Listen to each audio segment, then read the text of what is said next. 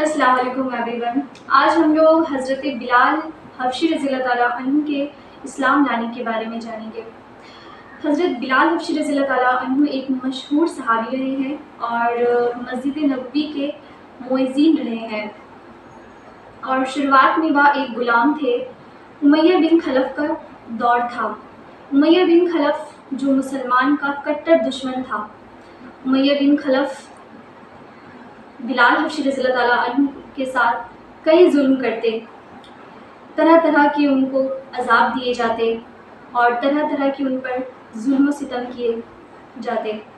بلال حبشی کو دوپہر کی تپتی ریت پر ان کو لیٹا دیا جاتا اور ان کے سینے پر بھاری چٹان رکھ دیے جاتے تھے تاکہ ان کا جسم کسی بھی طرح کا کوئی حرکت نہ کر سکے۔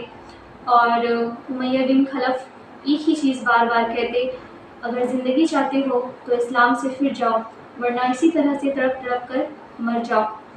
پر بلال حبشی رضی اللہ تعالیٰ عنہ ہار نہیں مانتے اور ان کے زبان پر بس ایک ہی نام ہوتا، احد احد، یعنی معبود ایک ہی ہے۔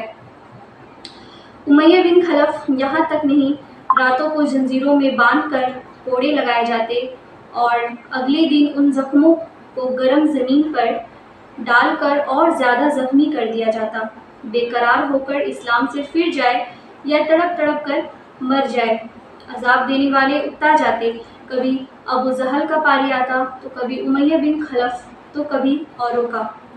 ہر شخص اسی کوشش میں لگا رہتا، پر ہر کوئی کتنا بھی ظلم و ستم کیا پھر بھی ناکام رہا۔ اسی طرح سے حضرت ابو بکر صدیق رضی اللہ تعالیٰ عنہ کا گزر ہوا تو انہوں نے بلال حبشی رضی اللہ تعالیٰ عنہ کو خرید کر آزاد کر دیا۔ چونکہ عرب کے بت پرست اپنے بتوں کو بھی معبود کہتے تھے، اسی لیے ان کے مقابلے میں اسلام کی تعلیم توحید تھی، جس کی وجہ سے حضرت بلال رضی اللہ تعالیٰ عنہ کی زبان پر ایک ہی ایک ورد تھا۔ یہ تعلق اور عشق کی بات ہے۔ ہم جھوٹی محبتوں میں بھی دیکھتے ہیں کہ جس سے محبت ہو جاتی ہے اس کا نام لینے میں لطف آتا ہے، بے فائدہ ان کو رٹا جاتا ہے۔ تو اللہ کی محبت کا کیا کہنا، جو دین اور دنیا میں دونوں جگہ کام آنے والی محبت ہو۔ یہی وجہ سے ہے کہ حضرت بلال رضی اللہ تعالیٰ عنہ کو ہر طرح سے ستایا جاتا تھا اور سخت سے سخت تکلیفیں پہنچائی جاتی تھی۔ مکہ کے لڑکوں کے حوالے کر دیا جاتا تھا تاکہ ان کو گلی کوچوں میں چکر دیتے پھرے، اور یہاں تھے کہ ایک ہی ایک ہے کہ رٹ لگاتے تھے۔ اسی کا یہ صلہ ملا کہ پھر حضور صلی اللہ تعالیٰ علیہ وسلم کے دربار میں مؤذن بنی اور سفر حضر میں ہمیشہ اذان کی خدمت ان کے سپرد ہوئی۔ حضور صلی اللہ تعالیٰ علیہ وسلم کے وصال کے بعد